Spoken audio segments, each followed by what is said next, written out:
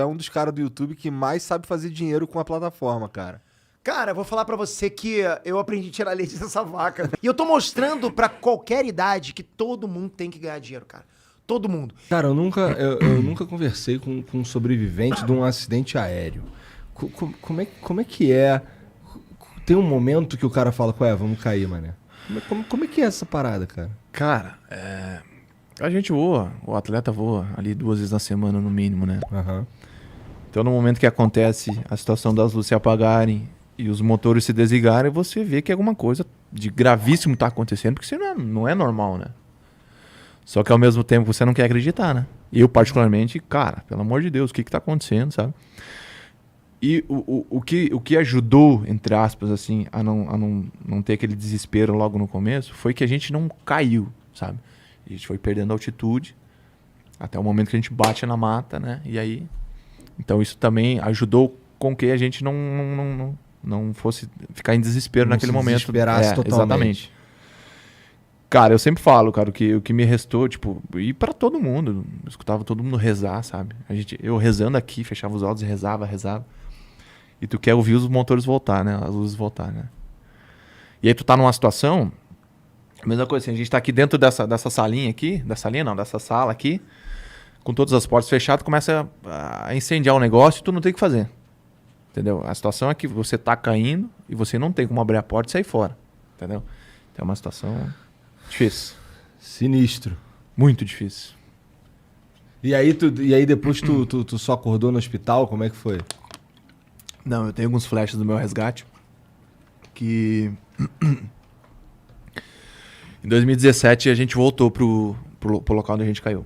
Então eu conheci várias pessoas que me resgataram ali, né? E a primeira pessoa que me viu, que é o Sargento Nelson, da Polícia Nacional. Cara, fiquei conversando com ele um tempão e coisa. E aí, algumas coisas que eu lembrava, né? Foi se confirmando. Eu lembro que ele chegou até mim. E aí me deu a mão, tipo, eu tava sentado, eu achava que eu tava deitado. Eu tava sentado com o meu tronco pra baixo e minhas pernas pra cima. E aí tinha uma arvorezinha pequena caída e uma das turbinas do avião tava meio que sendo segurado pelaquela árvore, né? E aí o Sargento Nelson conta que ele só conseguiu me ver porque ele foi ver outra pessoa, que infelizmente foi a óbito, né? No momento que ele chegou. E um pouquinho pra baixo, assim. Ele falou que eu tava chorando e pedindo pro socorro com a voz bem baixinha já.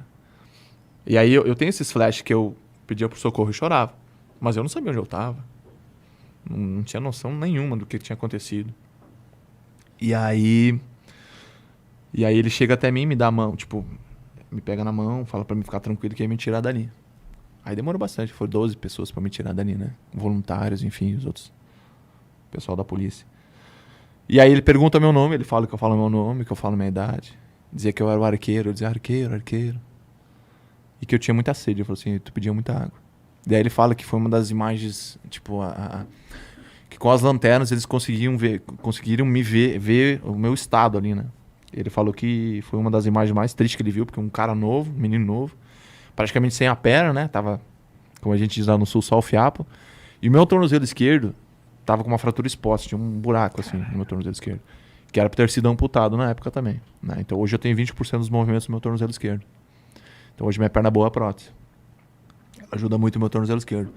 Então naquele momento ele fala, cara, foi um choque pra mim porque tu tava vivo, né?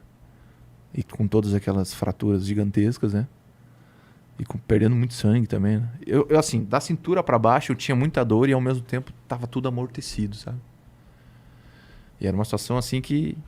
E aí quando eles me colocam na maca e me levam num local um pouco mais aberto, ali eu já não lembro mais de mais nada, assim, sabe? Aí eu tenho alguns flashes, assim, mas é muito confuso na minha cabeça ainda. De eu deitado em um carro, uma caminhonete, chacoalhando, e um cara com um fardamento meio laranja, sabe? Porque onde a gente caiu, não subia ambulância. Subia só a caminhonete 4x4. Como a gente caiu lá em cima, no meio do morro. E o primeiro vilarejo se chama La União. E esse vilarejo é 1h30 de onde a gente caiu. Então, como tava chovendo também, e a estrada é estrada de terra, Não subia ambulância, não tinha. Aí subia as 4x4, aí nos colocavam lá e desciam. E aí esses meus flashes que eu tenho, meio bagunçado, é disso. Que eles me colocaram na caminhonete e foram descendo.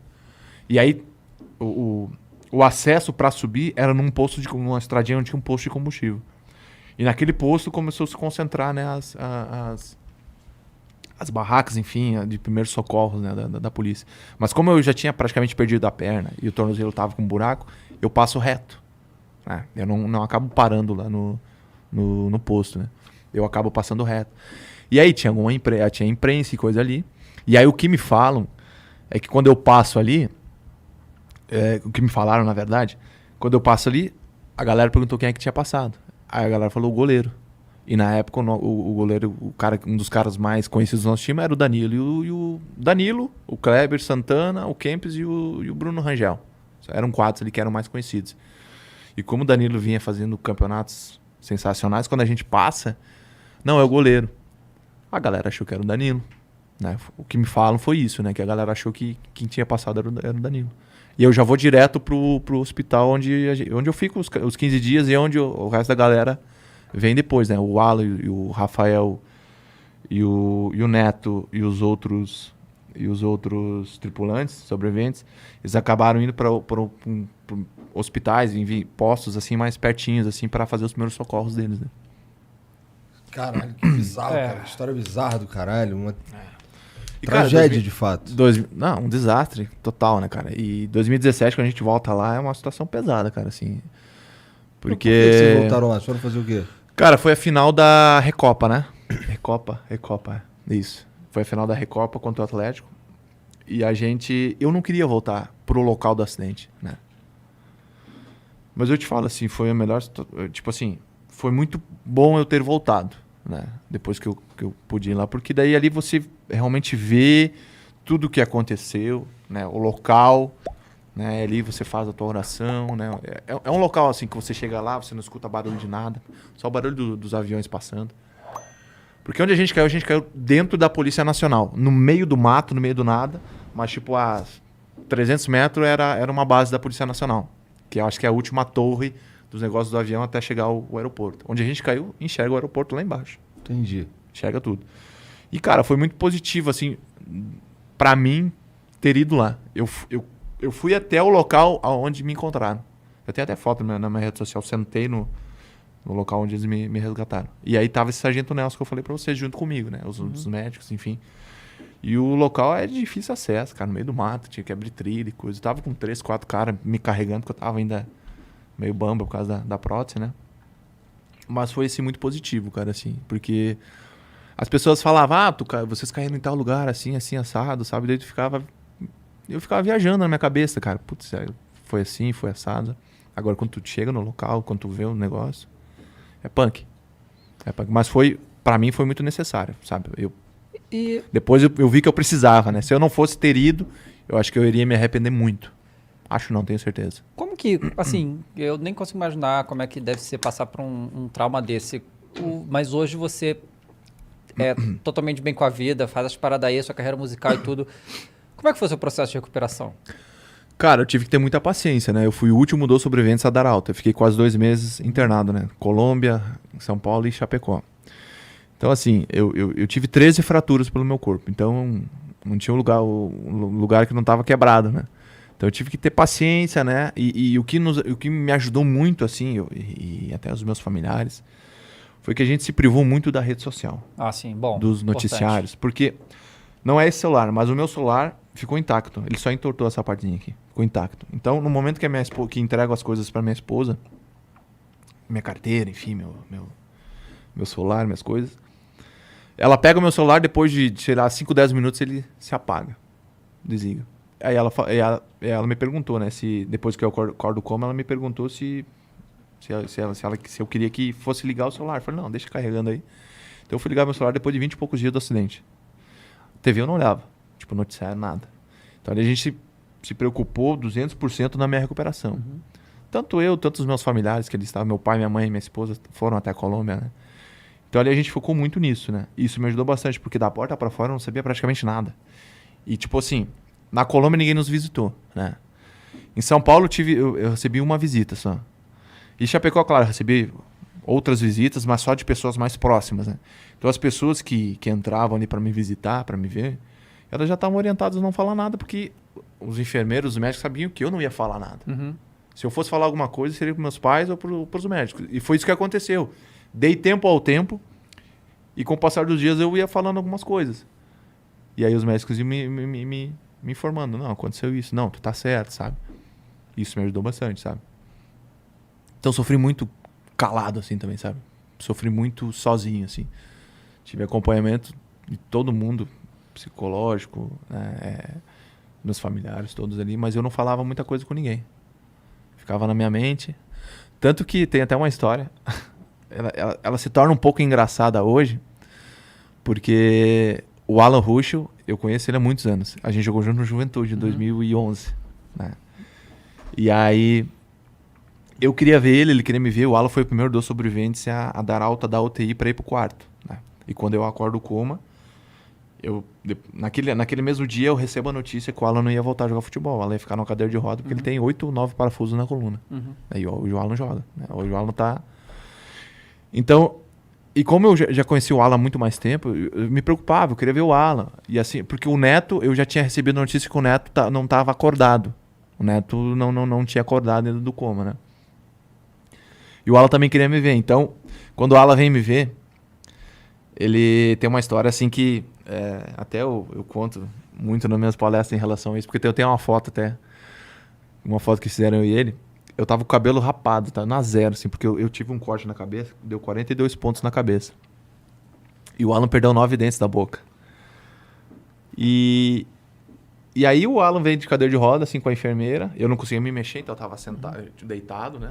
Não me via, enfim. Aí botaram o Alan na minha frente, assim.